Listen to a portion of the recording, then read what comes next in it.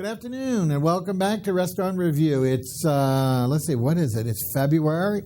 We've just had a whirlwind February, and not only involving our traditional Mardi Gras, but with the insertion in the middle of the Super Bowl, something we haven't had here for many, many years. So to say the least, it's been hectic, and now we welcome Lent. And so it sounds a little strange, but we really do, because more of our diners kind of focus on going out, especially on Fridays, whether they follow our religious traditions or not, but patronize our restaurants, and they do extremely well during especially the Friday, Saturday, and Sunday. And once again, we're happy to bring you some great new restaurants. A wonderful chef, well known in the community, will be here today. But before we do that, we always like to take a look and listen at a local musician. As you know, we haven't had the fortune of musicians as we've had with restaurants. So we always go back to the archives and bring you someone who appeared at one of our prior shows. And today we have a duet. I don't know the individuals' names, but they're called Azarus, I believe. And we're going to go ahead and take a look and listen to their first song, and come on back and we'll introduce you to our new chef and our new restaurant.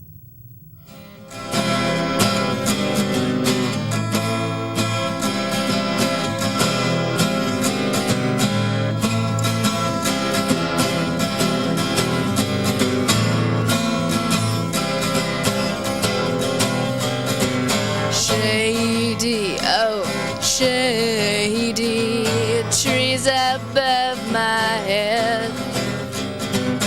When I look up, I see the blue skies through the limbs on its body's trunk. Oh, Lin, where have you been? In the sun, I suppose the glow would go with you, gaining a halo. Oh, pretty eyesore, everything rosy round ether days. You're the middleman right for Apollo's hand, 'cause that was the plan. Or did you already know? Blessed be the truth that what we reap is what we sow.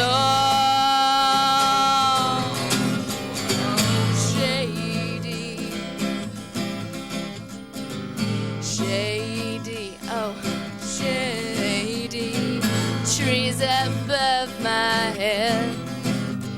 You tower over me, but despite your stature, I still feel equality.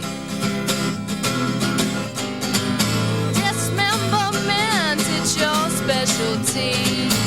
Enter the trees, all the shadows, sun dance with the wind, and all the trees don't stand a chance. Dismemberment, it's your specialty. Enter the trees, all the shadows, sun dance with the wind, and all the trees don't stand a chance. No, don't stand a chance. Shady, oh, shady, my blue baby. Okay, that was Azarus, and they'll be back for a couple more songs, as you know, to finish out during the hour. But meanwhile, let's go ahead and get to the part that always draws you all back, and that's the new restaurant. We're real pleased. Mid-City, has been over the last 4 or 5 years. It started with the renovation of Carrollton, adding the expansion of the railroad streetcar tracks. Had a lot of development back then in 2009 and 10, as if you remember. We've had most of those restaurants on the show. But now that more and more people are moving, especially people from outside of us who are moving into the city, are finding Mid-City a great place to live because there's a lot of availability. And so in accordance with that, a lot more restaurants are opening up. Now, as you know, the American Can Company on Orleans and Bayou St. John Boulevard, or I guess that's what they call it, but right on the Bayou St. John, went through a major renovation by HRI into lovely condos and apartments, and has some commercial part of that. So our restaurant has taken over a previous location there, and we're going to be talking to the chef. The name of the restaurant is Serendipity, but more importantly, let's go ahead and introduce you to, if you haven't met him already, Chef Chris DEBAR. Chris, welcome to the show. Hey, thanks. Appreciate you coming in. And let's talk about, for those who don't know, I don't know how they don't know about you, but just in case they haven't had a chance to experience your food, give them a little bit about your background, where you're from, and some of your culinary credits, so they can respect what you do. Sure thing, Bob. Let's see, I've lived in New Orleans for 20 years. Good. I had my own restaurant in Athens, Georgia, before I ever came. When I didn't know that. See? Yeah, when I was learning a young too. pup. Yeah, back during the REM heyday, I lived in Athens for many years, and then I've lived here for 20 years. Worked at a number of restaurants before Katrina. Probably most prominent was at Commander's Palace under Jamie Shannon. Oh, yeah. 94 to 96 when we won the James Beard Award for Best Restaurant, right when Ella Brennan retired. That was a really exciting couple of years to be there. Sure. Right before the storm, I was working at Christian's. I was the chef de cuisine and made all the specials, and was slated to be the chef in October 2005. But we all know what happened. Boy, do we miss our Christians. I hear every day. So it was kind of prophetic that maybe, you didn't want to be the chef 2009, and then Katrina hit, and then all the ramifications. Yeah. So it kind of, retrospect, I guess it really was fortuitous that you didn't get that position. I guess. It was sad in its own way. Christian's is one of the few restaurants that didn't come back. I'm sure people still talk about those constantly smoked soft shell crabs that they used to do. Right. And there was a whole house that we had to set up and do those, separately. And the key was you could smoke them and they would still be alive. Yeah, it was crazy. Right. Really cool. Beautiful technique. But let's talk about post-Katrina. So after when I finally got back to New Orleans in mid-October of 2005, I wound up, my house was wrecked in Broadmoor, and I wound up staying in a place very near Delachaise in the sliver by the river, and wound up working over there, often by myself in those crazy days, and it was a lot of fun working with Ed Diaz and Evan. Ed Diaz, right. Ed is still a partner with me now over at Serendipity, so that's when our relationship began, is at Delachaise. I was the first Best New Chef in the city by New Orleans Magazine after Katrina. There's a picture of me holding some Cahill's Irish Porter and a pear for our Father Pat's grilled cheese sandwich on that. And there's been so many young cooks who have gone further afield and kind of turned New Orleans onto a whole new language of food, but still reverential towards our beautiful, beloved city and the flavors that are the drumbeat of our city. Exactly. So I was, I guess one of the first ones doing the small plate thing that people talk about. Right, I remember when it... And, it kind of took off from there. Then I went and did Green Goddess with Paul Artigues. We split. He wanted to keep Green Goddess in the French Quarter, and I wanted to go to a big new adventure. So that's what I did. And so it was, what was it, September? When was the last year that you opened Serendipity? We got open technically in October. October. Yeah. It was the fall, but I couldn't remember exactly. Yeah. And, let's talk a little bit more about Serendipity. As we said, Serendipity is located in American Canyon. You saw a minute ago the facade. Let's tell us specifically. We've got some interior shots so that people get an idea. Yeah. It's a nice, slick, contemporary looking restaurant. Look here, but still with some traditional values, some great photographs and artwork without being over the top like some of the restaurants are. But it's very comfortable in there. What are the... There's our lounge area, which is a really cool area for when the room is booked up, or if you just want to have a very casual drinking wine, meeting with people, that's a great area to hang out. It is a great area. It's so multifunctional, really neat. All right, now let's talk about what days you're open and what meals you serve, et cetera. Right, we do. Well, first of all, we're located at 3700 Orleans Avenue. Thank you for that. Yes. phone number 407-0818, 407-0818. It's our reservation line. Okay. And importantly, when you're looking at the American can, we're on the lake side of the facility. So we're not down on the cork and bottle side. People get confused. We're on the other side next to the New Orleans Public Library branch, Mid-City branch there. I'm glad to clarify, because that could be confusing, because you're not as visible as the others, because there is this walkway that kind of hides a little bit of the entrance to it, so it's not as visible. All the other commercials are much more oriented to the Bayou St. John side. So, I'm glad you claimed it, because I know it is. If you've not been there before, it's a little difficult to immediately find your place. Right. Yeah, we're on the lake side of that facility, and we do lunch Monday through Friday, 11:30 to 2:30, and we do supper 6 nights a week. We're closed on Sunday from 6 to 10. On the weekends, you can hit us up till 11 o'clock at night on Friday and Saturday. Right. Full bar, really interesting globetrotting wine list, and then we'll talk about that when we get to beverages.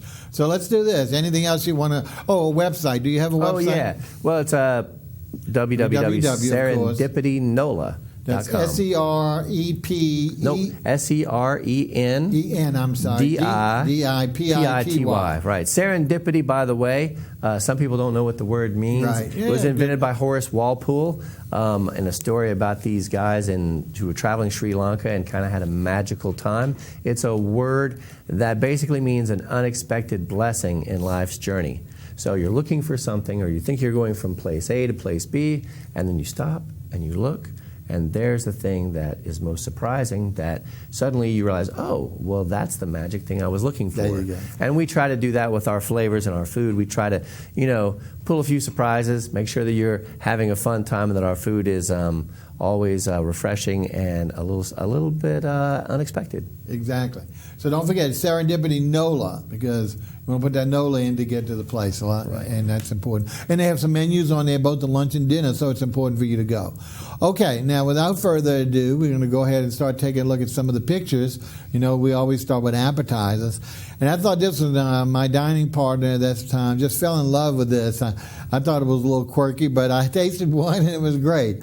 And if we get a picture, they look like boudin balls or something, but they're really fried olives. Is that right? Right. Tell us about this concept, because it really was delicious. They're doing a lot of fried pickles, which I really don't like. Yeah. But the olives came off phenomenal. Yeah. We're not doing them at the very moment. We bring them back periodically. They are, stuffing those olives is kind of a time-consuming thing. It's a lot of fun. We use alligator sausage with a little bit of arugula and pecorino. And we kind of debrine the olives and then stuff them individually, and then make an Italian kind of breadcrumb and fry them and serve them in a martini glass. They were really fun. You mentioned something that's important. Again, we talked about some of the religious traditions, especially on Fridays here in Lenten season. And there was on one of the food forums I write from, there was a big controversy on, since we've explored so many new type of meals, whether they would fall under the prohibition for meat,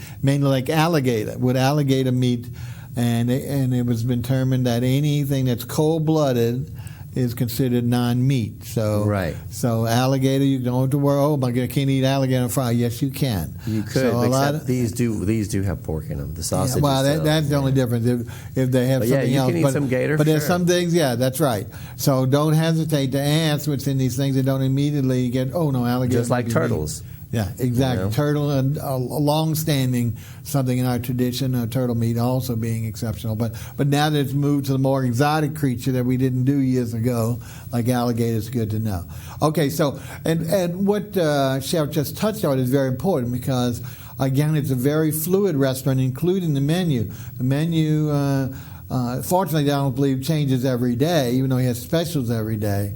But it's a lot more of a flux in the menu, which reflects his creative ideas and the ability to always keep going back and trying something new. So that's why some of these dishes like that one there aren't on the menu right now, because I think that was as early as November, our first visit to it. So don't get too unglued if they say we're not doing it. They'll be back or something, but always ask if there's something you see here and you really want to know, check on the website menu or give them a call just to see if it's back on the menu on the day that you're interested in going.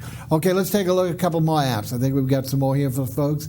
Here we go. You called this a funny name, Johnny Cakes? Yeah, crab and corn Johnny Cakes. Tell us a little bit about it, because that was an interesting title. A Johnny Cake is something I learned from Jamie Shannon at Commanders many years ago, and it has a Revolutionary War aspect to it. Yeah. You could cook it. It's like a little cornbread pancake. Right. So you could clean up a hoe or a shovel and have it in the fire and make a little bit of cornmeal batter and cook it on your warm, and then go work it in the fields if you needed to. So it was like a little pick-me-up that you could have in the middle of the day. Of course, what we did is we decorated it with a smoky eggplant puree on top, some beautiful crab meat, and wasabi caviar, which it's really mild. It's not super blazing hot. No. And a little bit of lemon zest on top of that. Really great. I mean, if you want to call it a crab cake, if so, Johnny, it's fine. But and again, this is something that's not on presently. Yeah, crab meat is, crabs are prolific when the weather warms up in spring. Our seasons. Wintertime is not the best time to be eating crab meat. Not the best time. But don't worry, folks. We're on this. We can't handle this cold weather much more. It's got to get back to consistent heat. So it'll be just not too long where we'll go back to the beginning of summer in March. Yes. Yeah. Exactly. All right, let's take a look at a couple more. I think these others we do. This was one we just had the other night, so I know. And this is a trio of crostinis. Absolutely great. Go ahead and tell us about these three. So as you're looking at the bright orange one on the left side of your screen. Right, go ahead. That's a Moroccan carrot puree called harira that has ginger, garlic, and harissa, which is a Moroccan chili paste. Yeah, paste. So that's our vegetarian crostini. In the middle is our pork crostini. But the beautiful pink thing that you're seeing up there are radishes from my backyard garden. They're really beautiful, pickled delicately in red wine vinegar. Fresh as can be. And my favorite is on the right. On the right. They were all good, but this was absolutely my favorite. Go ahead and tell them about the... so that's the white anchovy bruschetta. Wonderful. And the white anchovies, their skin on. We often call them the canaries in the coal mine, Bob, because when we have people who love those, they're experienced diners who love adventure and who are familiar and unafraid of little fishies, Fishies, right. So there's a smoky eggplant caper puree and the piquillo peppers on top of that, and then the boquerones, the little white anchovies that are gently marinated. Well, this is great. Again, I could eat it all as one person, but this is even better to share with your table, because that way they get, unless they're totally afraid of the little fishies. But I'm saying you can separate this, and each one get a great variety. Which I like, because you had your meat, your seafood, and your vegetable. Mm-hmm. So it's really, really great. And we sell them all three indivially, too. So, I didn't know that. So, if one's your favorite, you can get two pieces. If we wouldn't have had to show all three for the picture, I would have certainly got three. You can come back. And eating all the little fishes. So right. Definitely. Okay, I think, let's see, maybe, do we have one more? The appetizers, let's take a look and see, before we move on to the soups. I think we have soups coming up. But don't forget, folks, our director... Oh, no, there we go. We do have a couple more. These are crawfish... one of the newest things, crawfish and corn hush puppies. Hush puppies. Tell us about this, a little more detail. So there's a white remoulade, and then on the outer ring is olive oil. In a sense, it's similar to the Johnny Cakes, except we just deep fry them. Crawfish are just now starting to come into season. When I worked at Delachey's one year, we did a week... starting in March, it was during a March Madness time, I think, when we were hosting some basketball games, and I did a different crawfish pie every week. Wow. So every week a different one? Yeah, they came from all points of the globe. So we did like samosas. We did a pupusa, which we'll probably run again, a crawfish and black bean pupusa. Oh, wow. We did some from the Republic of Georgia. That was my favorite, with dill and feta. And I never tasted that. Huh? Yeah, and a flatbread that was spread out. So we did 7 weeks, and the cool thing was, actually a crawfish pie is not going to fill you up. So you came in, you tried the pie, I stamped your passport, and then you had another meal. So it was really fun, but it showed how versatile and wonderful our Louisiana crawfish are. Definitely, yes, because that's right. Too many people think they're only for boiling, and that's a shame, because it's a wonderful substitute in a lot of our dishes that we do. And as I was mentioning right before this, the director will put up the phone numbers. We have our 2 phone numbers if you care to call and speak to Chris. Renew a friendship if you've been to any of his places before, or have any questions about his current setting or anything about our show, please don't hesitate to call those numbers. Those will be up. They'll flash them up several times during the show. So don't. We know it's Wednesday, but don't hesitate to give us a call. We're happy. There you go. We'd love to talk to you. Okay, now I think that might be the end of the appetizers. So let's go ahead and now again. When you run specials, you run it not just an entree. I think you do don't you do like an appetizer and a soup special too? It depends on how we're feeling. Really, we just like to keep the maximum amount of flexibility that we can. We That's run a key steak word special today. every day, and it's just really what inspires us. That's like Groucho Marx when you say the magic word, the duck comes down. You just said it, flexibility. Very important word today. Anyway, that's a little inside joke between Chris and I. Anyway. But let's go ahead and take a look at soups, because soups is, folks, is really one of my favorite dishes. Ever since the 80s when I got married, my ex-wife taught me how to eat soup. And now I crave it. So that was one of the few good things left over from the marriage. And this was very unusual. And and I've forgotten because I had this back in November. And I was thinking, this is good. What soup is this? Is this a butternut squash? Because it's that magnificent harvest color. Beer, it's not. It was like a cheddar cheese or some cheese and beer and sausage.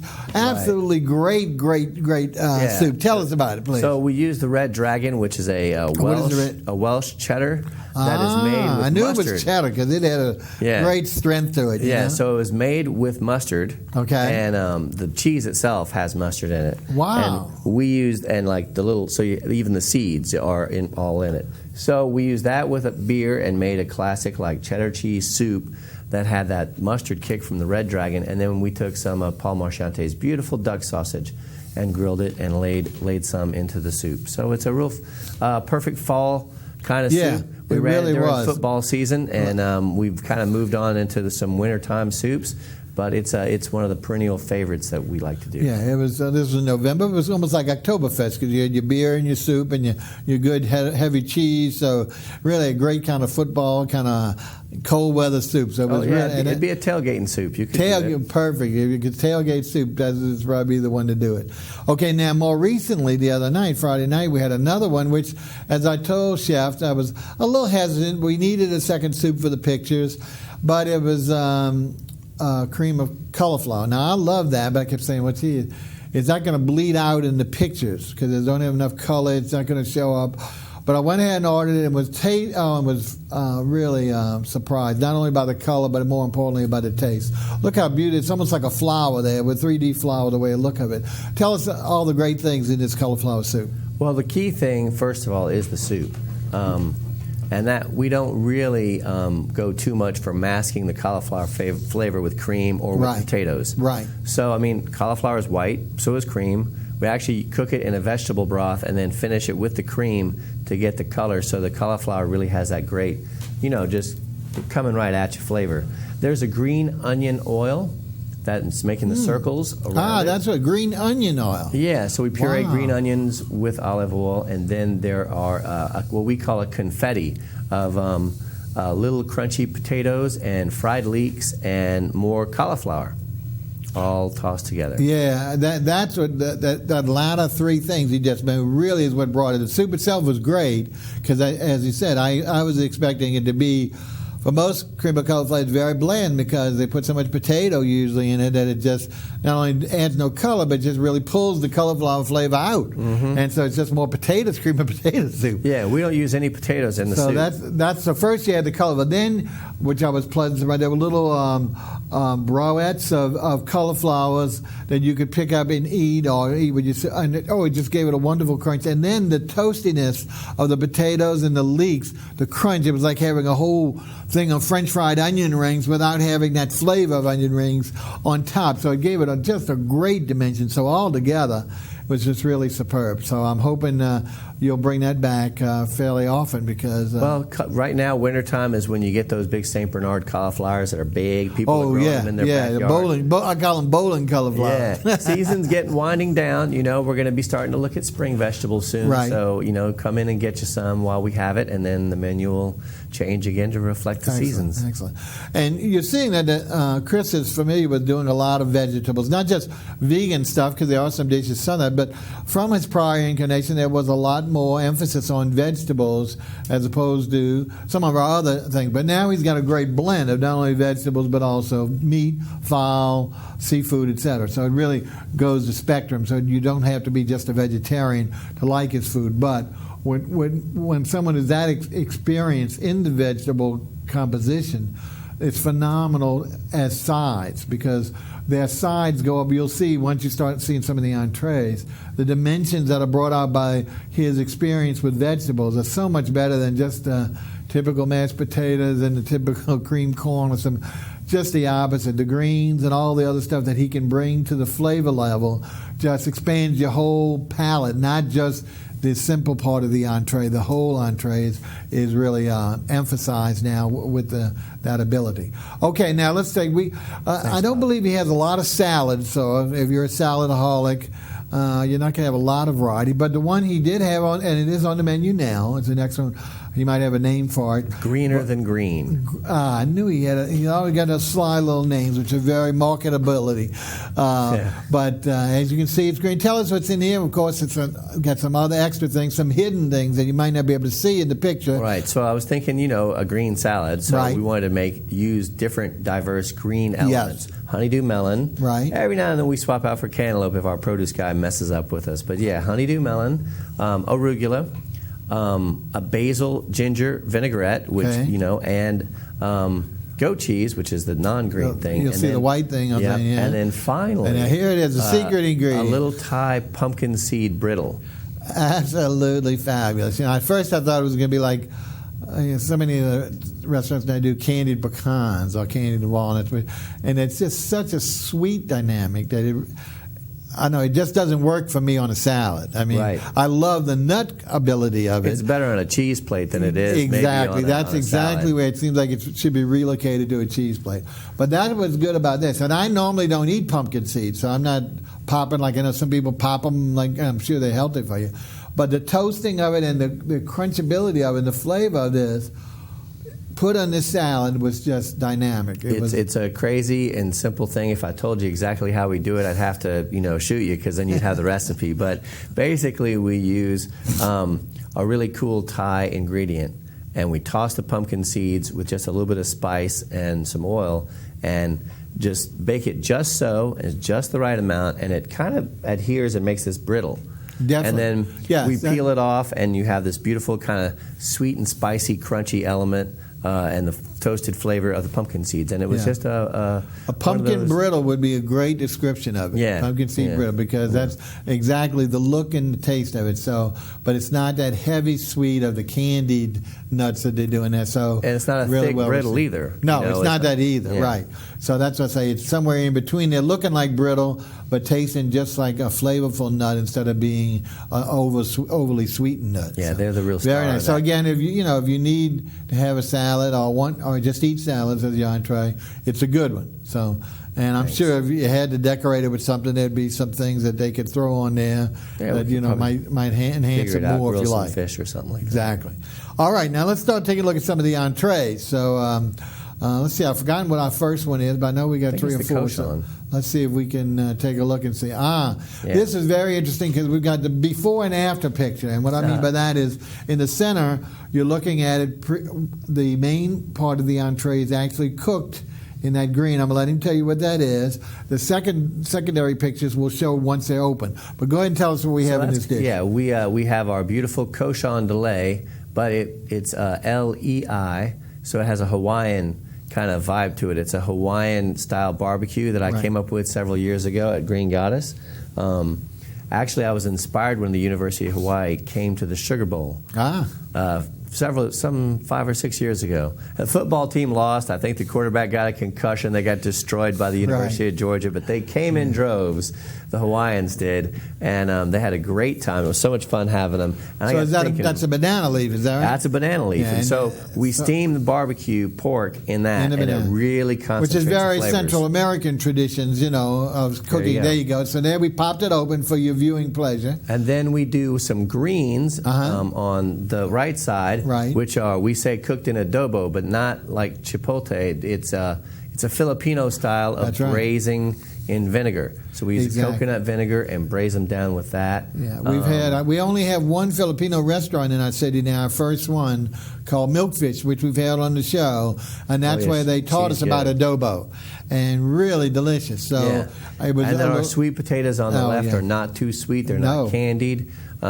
We use cane syrup, not sugar, roasted garlic, and a little orange in there. And so they really have a sweet potato flavor. And so whether we say it's south of Manila or south of Thibodeau, it's just south of somewhere. Great south of somewhere, but also the colors are just magnetic. You can see from here. So this is a real taste treat because a wonderful meat.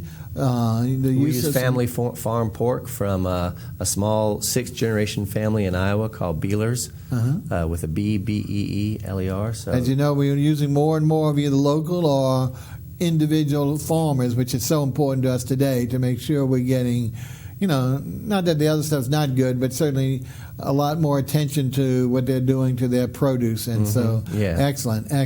All right, so we've got a piece of meat here. Let's take a look at our next one and see what we have. I think, I'm not sure if the next one's the, we're going on, and now we're going to steak. Everybody has to have a steak. Yeah. Tell us about this one. My friend loved the steak, so let's talk about this. We run different steak specials. We try as often as we can to get them from Two Run Farm.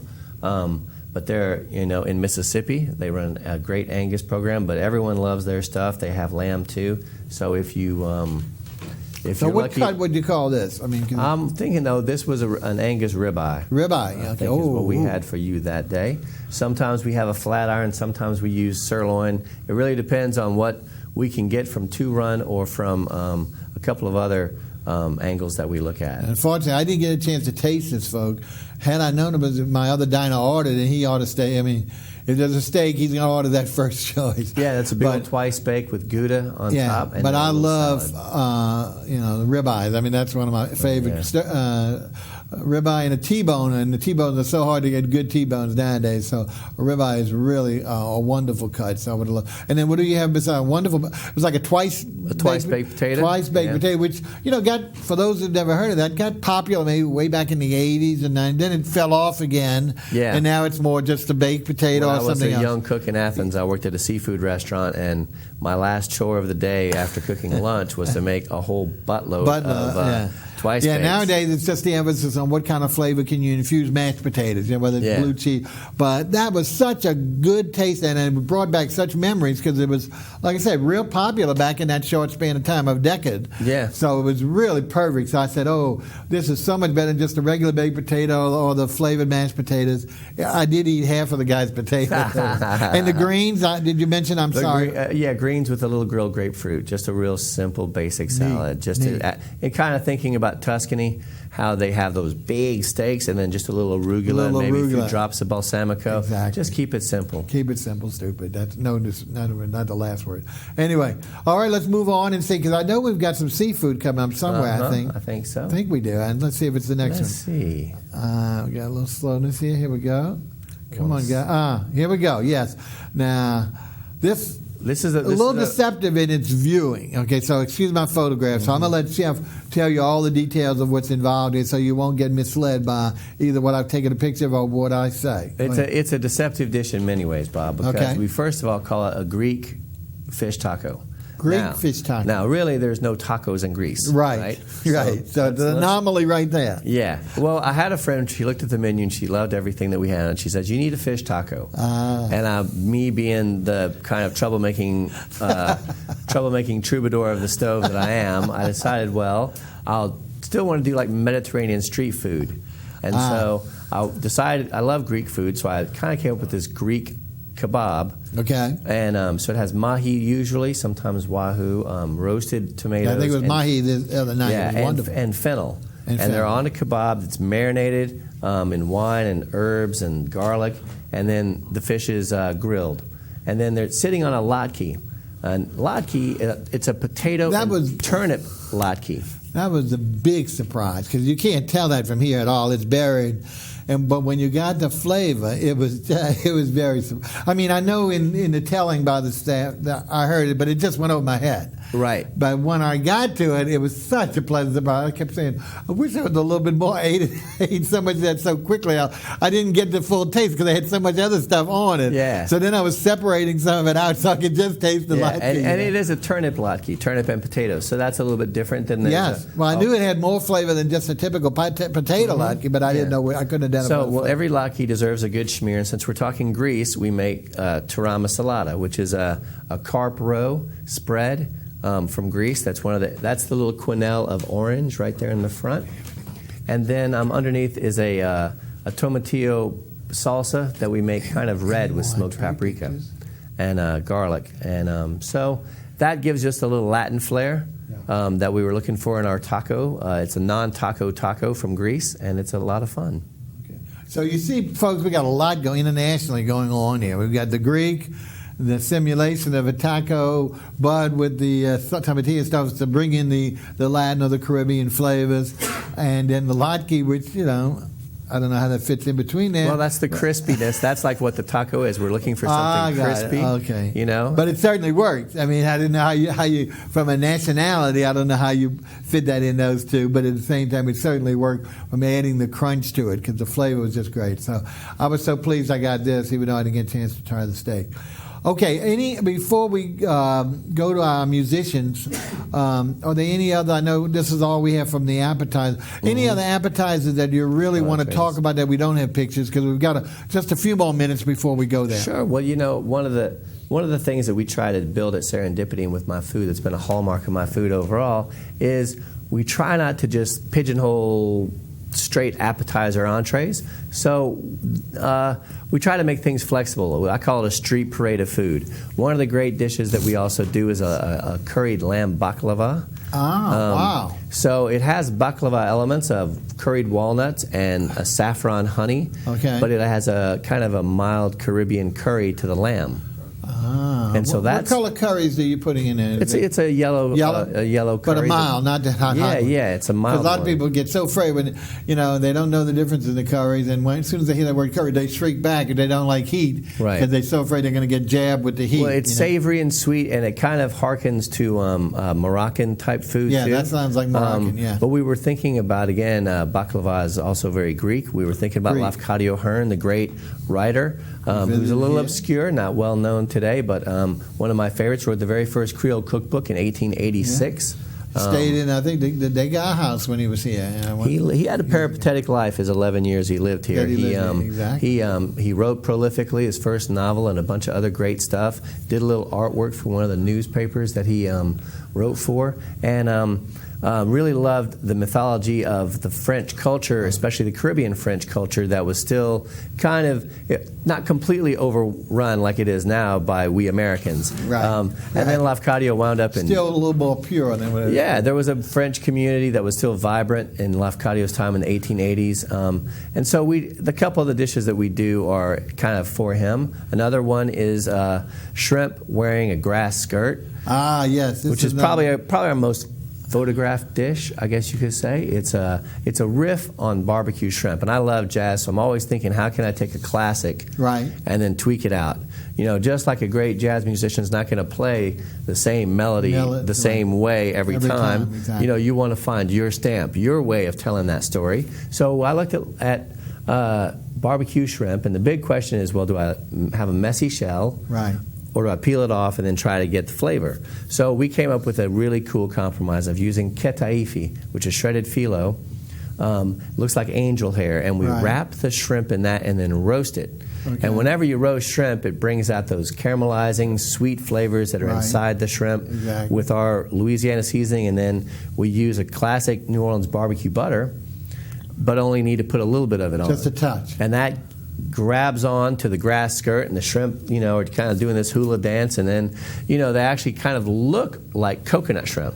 Okay. Because the ketaifi, it has the filaments to it. But actually what we do is I call it like a photon, two places at once. So then we put coconut in a slaw, young coconut and Napa cabbage and coconut vinegar in a slaw with roasted pineapple. So you get the coconut flavor that you're looking at first thinking, oh, these shrimp look like coconut shrimp. And then you still get that beautiful barbecue shrimp flavor. That's the only thing I don't like about coconut shrimp. I know it's very popular, but it's too heavy. Too heavy and too way sweet. Too heavy, you know, Yeah. and too sweet. Overly sweet in it. Whereas this, and I tasted it, somebody else had it, and it was very, very light. And I didn't realize, about the coconut, but I mean, it was perfect. Because I mean, that's just the way I like it. I don't like, and that's why I never order coconut shrimp, because Right. it's always too heavy and or too sweet. So we're finding a way to do barbecue shrimp and kind of But give a you the novel- flavors of both. A novel flavor, right? Yeah. Okay, well, we're talking to Chef Chris DEBAR of his new restaurant Serendipity, and we've gone through a good part of the menu. But we always got to talk about little beverages and certainly show you some of his desserts. So what we're going to do now is go ahead and take a look and listen at our little duet called Azarus, and we'll catch you on the other side of the second song. Okay. Finally made it. Must have woke up on the right side. No more looking around, seeing what I could have but denied. Filled the belly satisfyingly enough. Yes, yes, yes. No, no, no, no. Yes, yes, yes. No, no, no, no.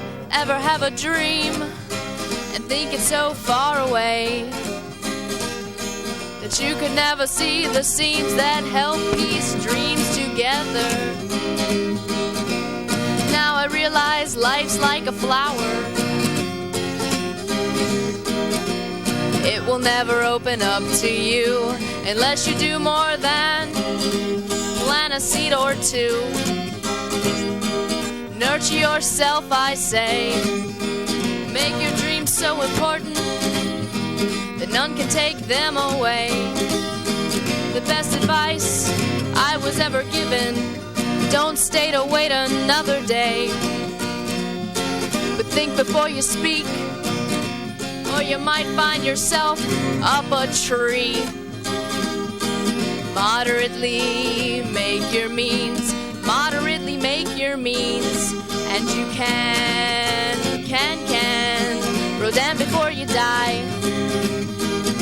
Don't wait for heaven to say you can do anything. I realize it now, finally made it. Must have woke up on the right side. Maybe now, a little more jaded, but who cares? Who cares?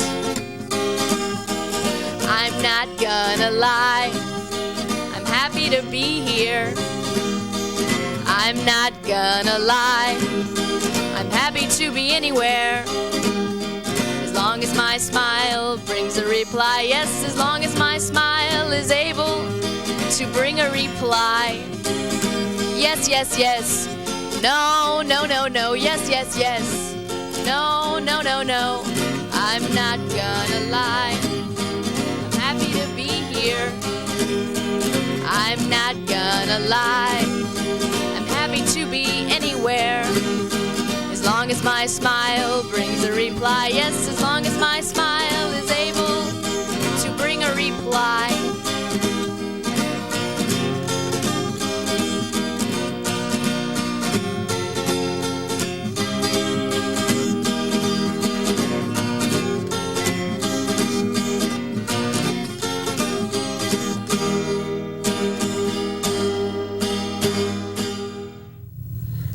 I don't know. Sometimes lies aren't that bad.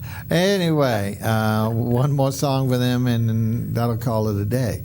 But let's go back to our interesting. We are here with Chef Chris DEBAR of Serendipity. We told you it's in the wonderful American Can Company. I believe the address he told us, 3700 Orleans. Can missing on Orleans at the Bayou John.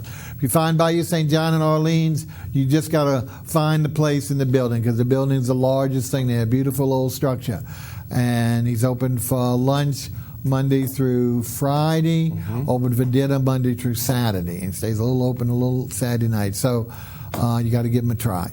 Let's go ahead back, and Chef, we need to tell people, we said a little bit about it in the beginning, but we always go briefly over beverages to show that you're a full service or whatever you specialize in. So tell us what you're doing there with the bar service. Well, Ed Diaz has crafted his bar cocktails. Okay. A lot of classics from the Jerry Thomas book in the 1860s. Beautiful from Ramos Gin Fizz and all those other wonderful nuanced classics. Right. We also, of course, have a wine list. Last year I won Wine Enthusiast Award as one of the top 100 restaurant tours in the nation. In New Orleans, that was me, Commander's, Restaurant August, right. and Emerald's. So which one is not like the others? I guess Little There you Green go. Goddess back There you then. go. And we still do the same thing, pursuing organic wines, biodynamic, natural, small producer wines. We really like to meet our people who bring us. Yeah, wine. that's the key, is to know the folk, not these just giant conglomerates that are just pushing whatever they want to push, as opposed to what you really feel your diner should, or what you yourself like. Yeah, So, what we like and what I think matches our artistic food. that's very true to you. You're being very true to your flavor and your food that way. I think that's great. Okay, so rest assured, anything you want, you can find there. Okay, now And let's maybe talk some about things you desserts, hadn't because expected. some people it's the most important of the menu. What I like about it is that more and more of the chefs are recognizing the return of cheese plates as a dessert. I mean, it's a good old Italian favorite we haven't seen for years. And, we're lucky that we have a wonderful purveyor locally now who provides cheeses to a lot of our St. James cheese. It provides a great variety of stuff locally here that you can get, whereas before, unless you really knew cheeses, you were really at the mercy of wherever the person was that pervaded. So he has a cheese plate that we're going to take a look at right now that you can do either way. You want to start at the front end, like some people, no, that's appetizer food. Or you can do it at the back end, like we like to do, as dessert food. Let's talk about some of the cheese, if you can recall, on this particular plate. Well, one of the great things about our cheese program is we have maybe 8, 9, 10 cheeses, something like that. Good. And you can check off what you want, or okay. you can just leave it up to me. Right. That's what we did here. Yeah. So it depends. I see it looks like a little blue cheese. Right. There was a little carrot puree. Some right. apples. Let's see. I think that may have been in the foreground. Epoise. Yes, I think it was. A beautiful washed rind, pungent cheese from Burgundy, washed with Mar de Bourgogne, which is like French grappa of the world's greatest Pinot Noir. And the white cheese in the back that looks a little bit like brie is not brie. It is happy cows making happy cheese in Thomasville, Georgia. Now, one of the things we love about our cheese list is that we have these little symbols on our cheese list. That's something I did at Delachaise with Ed Diaz many years ago. Okay, I don't remember even ordering cheese plate there, so tell us what it was. So we had, Delachaise is a busy bar full of drunk people, and exactly. And bartenders fending them off. So they can't go over. At that time, we had like 30 cheeses. Wow. So we gave them like a sashimi list that had symbols, like a feather meant soft, a churn meant creamy. The nose means stinky. There was a blues note for blue cheeses. And then you could kind of pictographically get the information you needed as to what needed to discern. Yeah, instead of a whole cheese. bunch of verbiage and blah, blah, blah. And then I would bring the cheese out and tell you all about it. Right. So we kind of work the dynamic that way, and we're trying to bring that back to Serendipity. And, we're starting with, for now, a more modest list, though I'd like it to grow.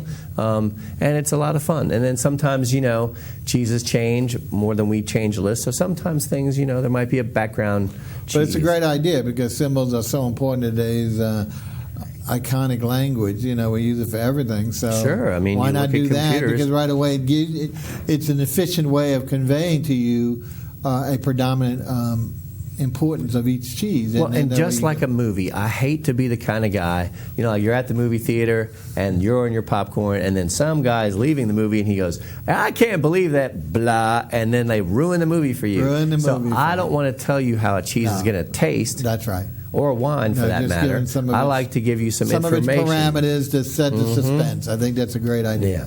Yeah. Okay, well, let's get to more traditional for those who don't feel cheese is a dessert. And we'll look at two more, I believe, that we did on your last visit. The first one, let's go ahead and take a look. I know this was, we joked about this and talked about it almost at length. Chef is doing an homage to Ubix pies. We all know about its unfortunate fate recently, and how now everyone craves a Ubik pie. I don't think it ever did the business that the cravings are today. I think if every one of those people who had the craving would bought one pie on the same day, it'd probably be the biggest success day of Ubik's pie history. But he's doing his version, and I have to tell you, it was very good and very surprising and very and just very topical. Let's call it. Tell us about it. We've changed them all the time. Okay, go ahead. This particular one was, because we're deep in winter, was a blood orange mascarpone. Ah, yes. And there's a little mint syrup and mint leaves, and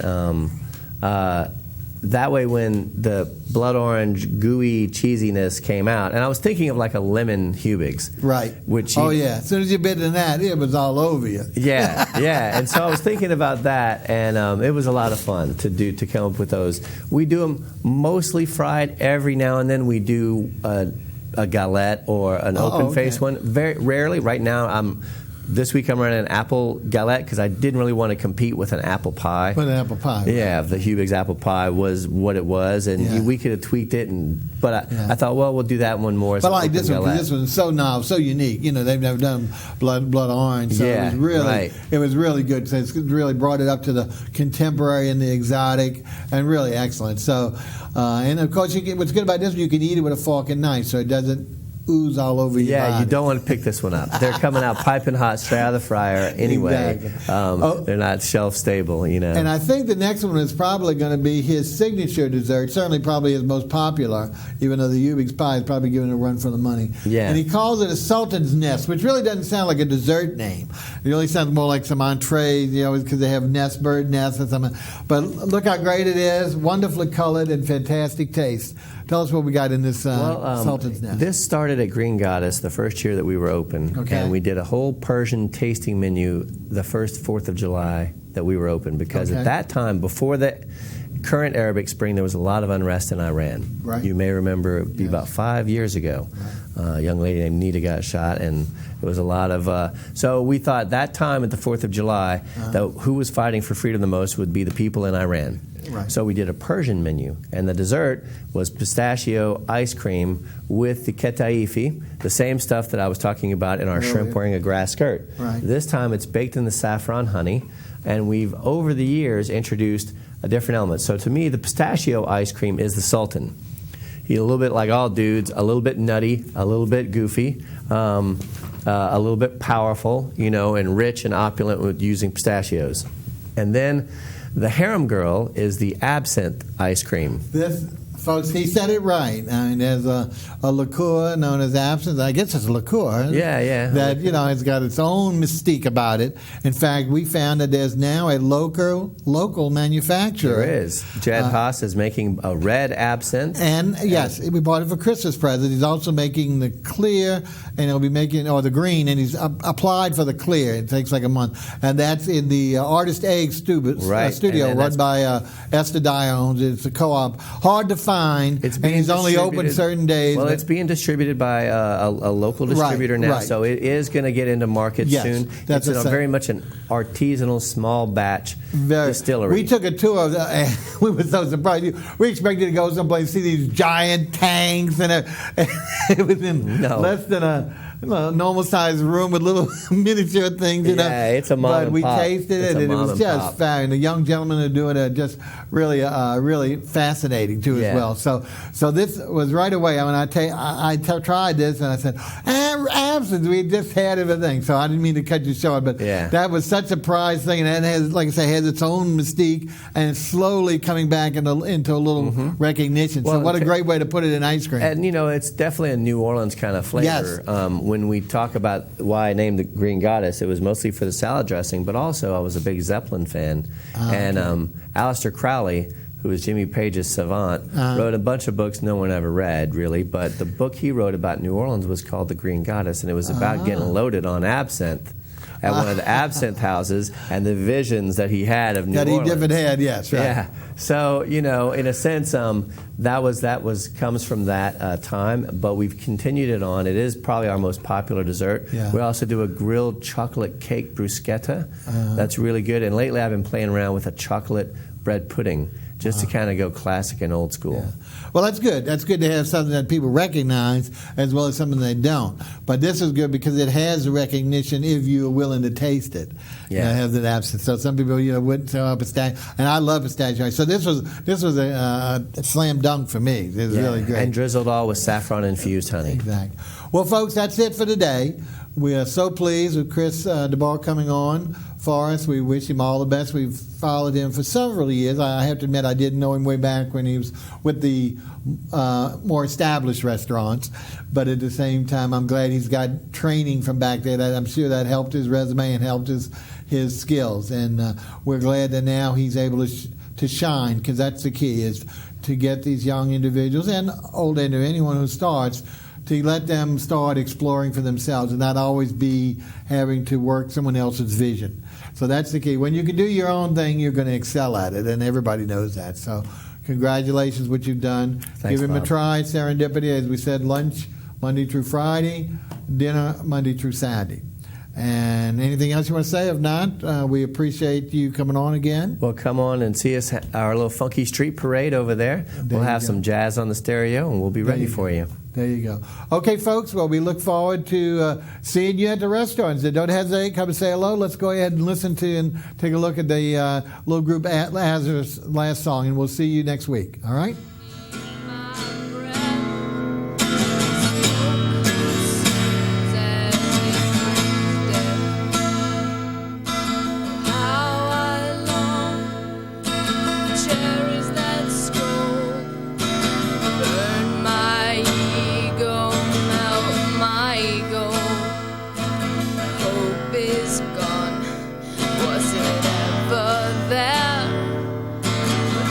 Redemption, redemption.